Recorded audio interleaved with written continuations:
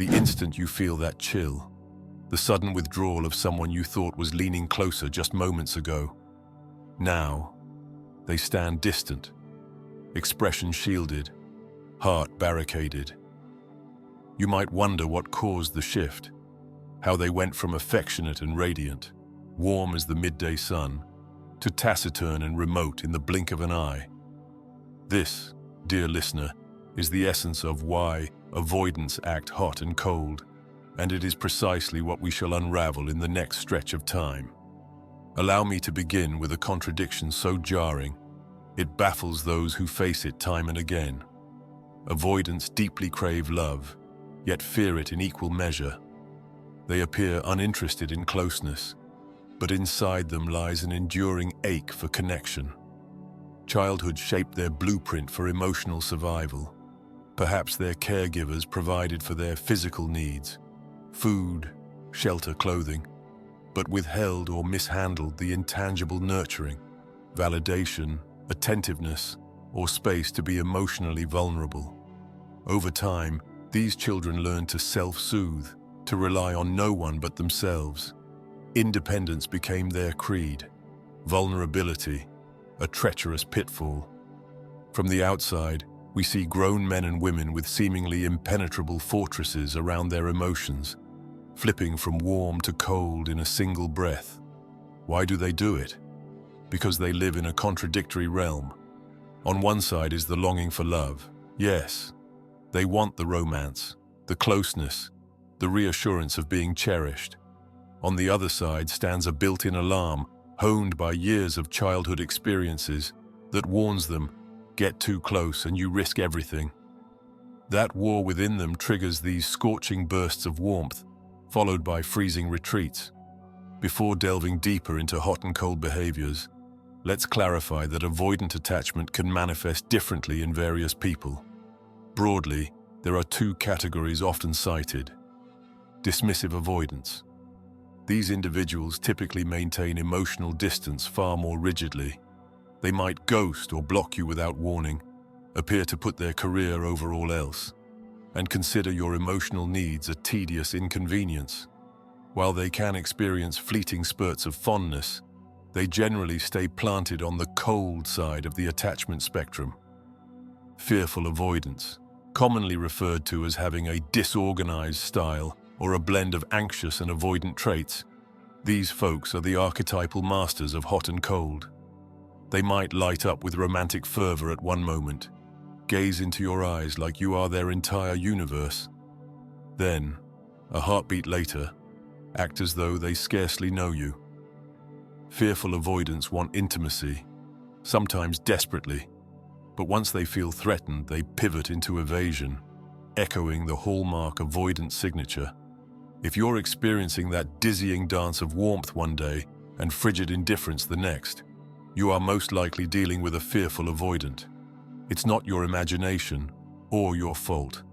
It is the hallmark dynamic of someone who sits on a seesaw, at times craving the closeness reminiscent of anxious attachments, and at other times reverting to the safe, if lonely harbor of their avoidant side. Now, let us visualize a cycle, 8 steps in a wheel that repeats, turning endlessly. I want someone to love me. A desire emerges. The avoidant is lonely. They may feel a pang in their chest, an old ache longing for connection. I found someone. I think my troubles are over. Early in a relationship, the avoidant might feel euphoria, a sense that this time it will be different.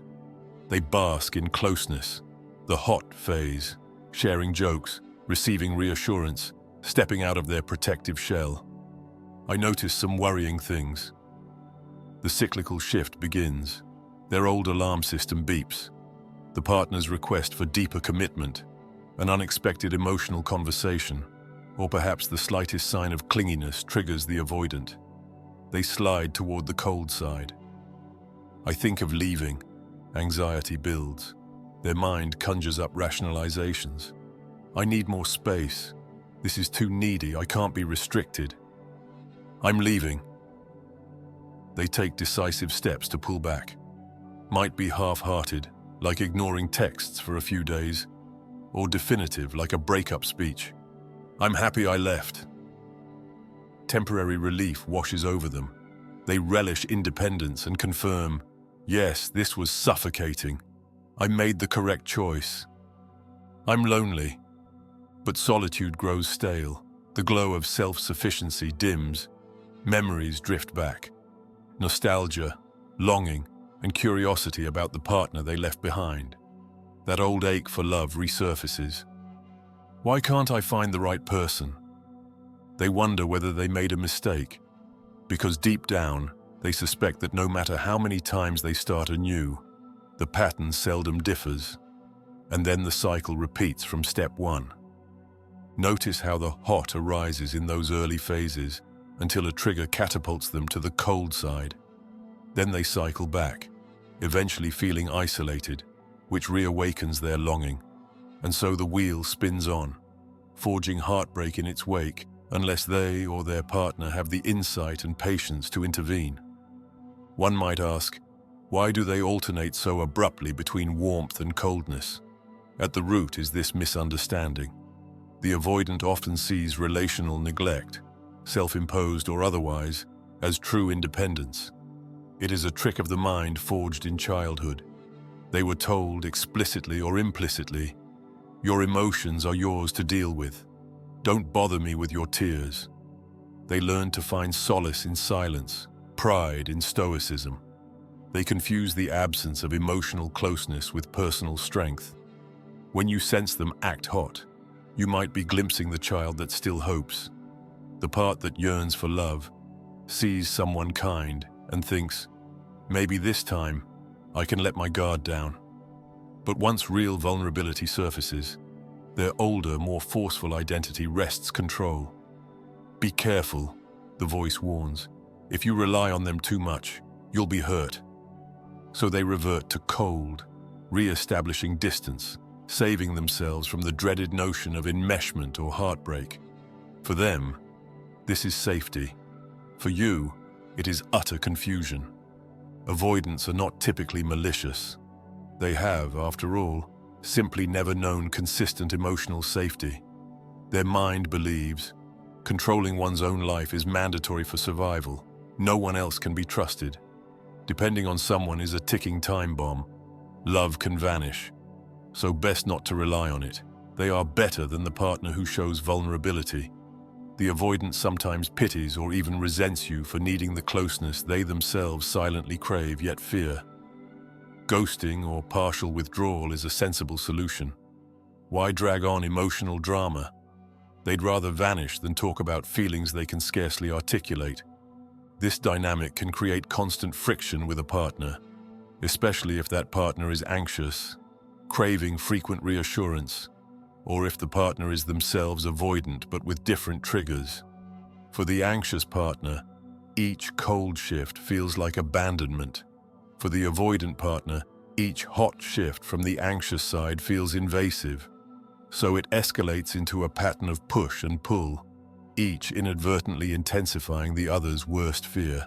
Being on the receiving end of these hot and cold behaviors can be devastating.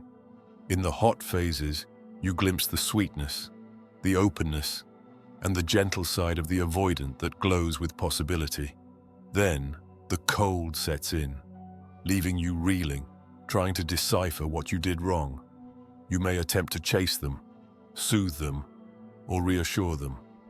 That, ironically, can push them further into flight mode.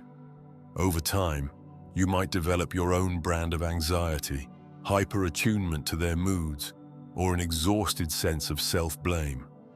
Some find themselves thinking, "I must be the problem," or "If I just give them more space or less space or the right kind of space, maybe it'll fix everything."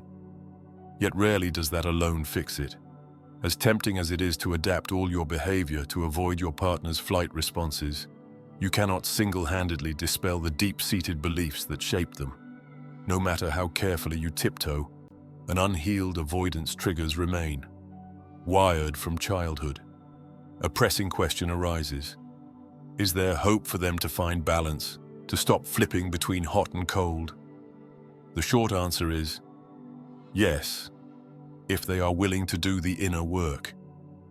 Real change requires recognizing these patterns for what they are: illusions of safety. And illusions can be dismantled with time, therapy, self-awareness. And, this is crucial, a supportive environment. They must see that letting another person in is not the same as forfeiting their identity. This can be slow, arduous work.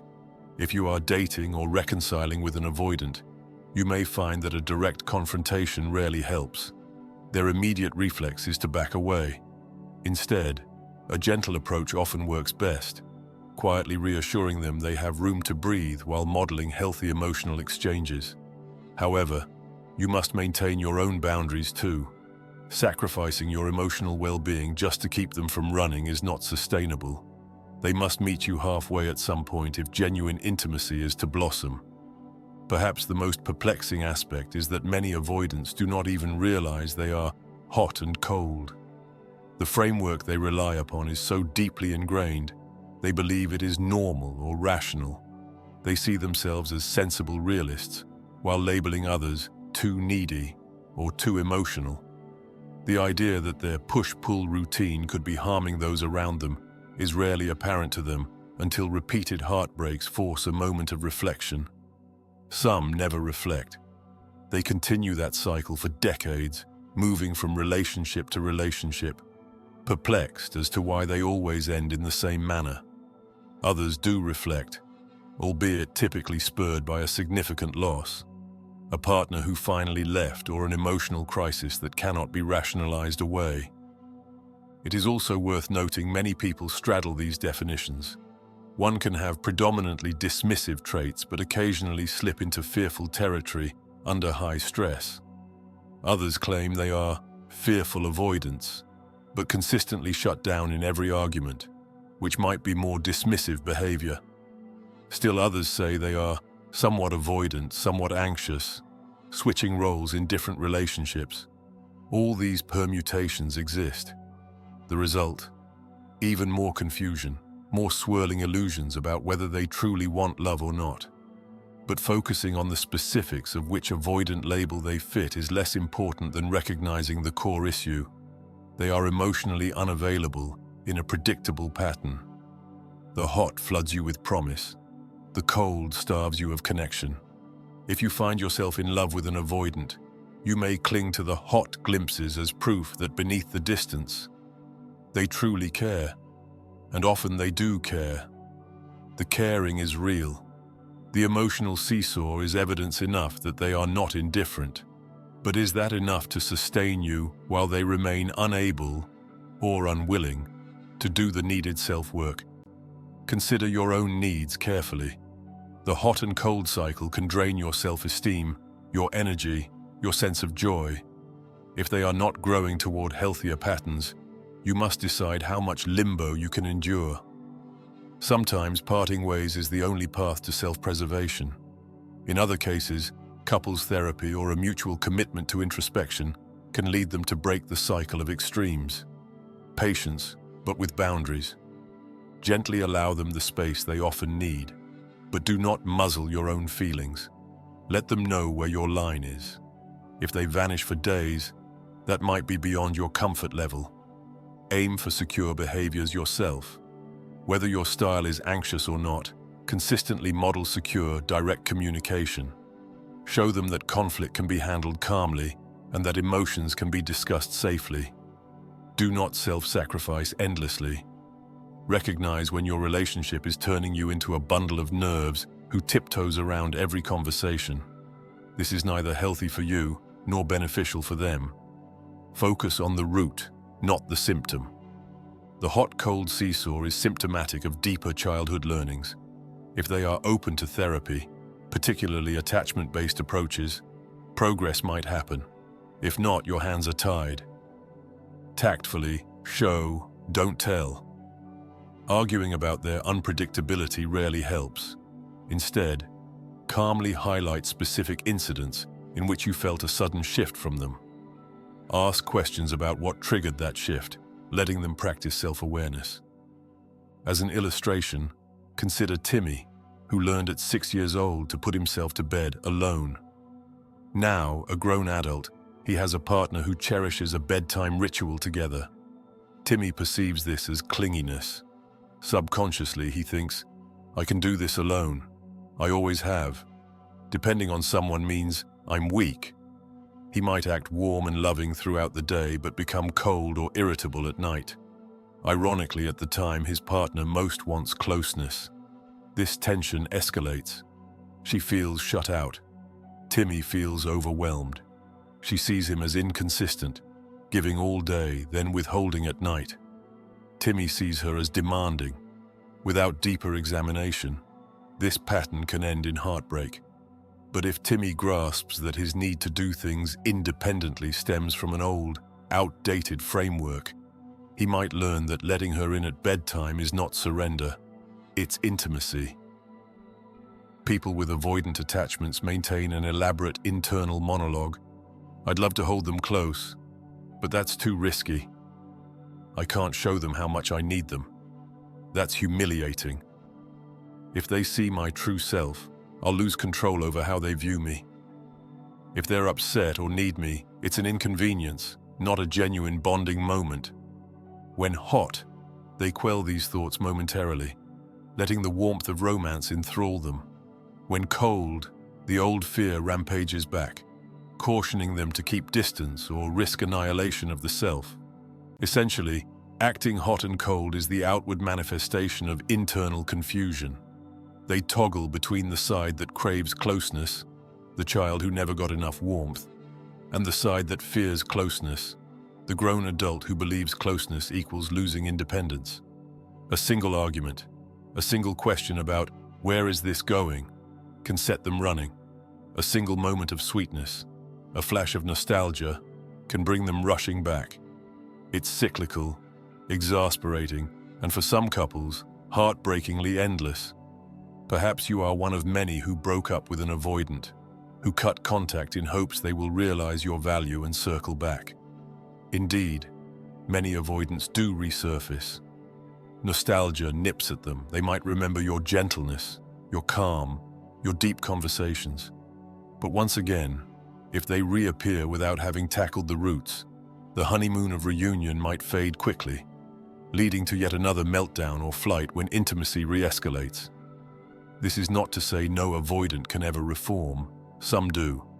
But it calls for sincerity, introspection, and typically professional guidance. Meanwhile, know that these flares of warmth amid stretches of silence are characteristic of that unresolved push-pull within them. They are not proof that they are forever in love with you, nor are they proof that they never cared. They are simply the outward flickers of a tormented love blueprint that has not yet found stability. It's tempting to blame yourself or think you can single-handedly fix them. You cannot. They have to meet you on the path of healing. If all you do is wait for them to grow comfortable, you may wait a lifetime. For a relationship to thrive, both must cultivate the willingness to be vulnerable, to accept each other's emotional presence, and to communicate openly. Yes, you can reassure them that closeness is not a prison, but only they can believe it. Should you find them continuing to seesaw without progress, consider whether your deeper needs are perpetually unmet. It's a hard truth to swallow, but sometimes the only choice is to prioritize your emotional health, even if it means stepping away from the unpredictable cycle. Imagine a moment when an avoidant has that epiphany. Perhaps after repeated heartbreak, they realize, my pattern is the problem. If they truly wish to transform, they might begin therapy, focusing on attachment injuries, rewriting their narratives about trust, learning that leaning on someone can be a strength, not a weakness. Over time, they might develop more consistent emotional availability. The hot phases become deeper, genuine connection. The cold phases shorten, replaced by calm communication of their need for space. Gradually, love stops feeling like a battleground. Their fear of losing themselves yields to the wonder of a shared bond. So here we stand, at the intersection of longing and terror, desire and retreat. hot and cold. Why avoidants act hot and cold can be traced back to these threads of early emotional deprivation, misunderstood independence, and confusion between autonomy and neglect. They want closeness, fear closeness, dread your potential demands, yet yearn for your embrace. It's a precarious dance indeed. If you, dear listener, are entangled in such a dance, the greatest power you hold is understanding. Understand that their hot moments are real, yet overshadowed by triggers from the past. Understand that their coldness is not necessarily final rejection, but a mechanism of self-protection. Above all, understand your own heart. How much are you willing to endure? What boundaries you must set? What security you require? Because love cannot truly flourish on eggshells. If one partner is captive to the seesaw of hot and cold, the other inevitably stumbles. The friction intensifies. Illusions crack. Perhaps they step up to heal. Perhaps not. In the end, it is your choice whether you remain. To you, the one seeking answers, I offer this parting reflection. May you see through the illusions of neglect disguised as self-sufficiency. May you find that sweet middle ground of healthy space and genuine closeness. And may you either guide your avoidant partner, if they are willing, toward the possibility of love without fear, or release them with compassion, so both can find the peace each deserves. Remember that while an avoidance hot and cold behavior can disorient you, it is never a reflection of your unworthiness. It is instead a reflection of their internal war, a war waged long before you stepped into their story. Sometimes your role is to show them what they never learned, that closeness does not have to end in betrayal, that real independence is strong enough to embrace, not forsake, intimacy. And if they cannot see it or choose to remain locked in their loop of push and pull, you have the right to choose a life free from constant confusion. No matter how enticing the hot phases feel, your core well-being matters. A truly fulfilling bond is one that champions consistency and mutual trust. So go forth and approach this labyrinth of avoidant attachment with clear eyes and a resolute heart. Embrace knowledge as your key to discerning what is possible to salvage and what must be gently set aside. In so doing, you keep your own flame of self-respect aglow, never again overshadowed by the flickering heat of an uncertain love, never again frozen by the chill of emotional distance.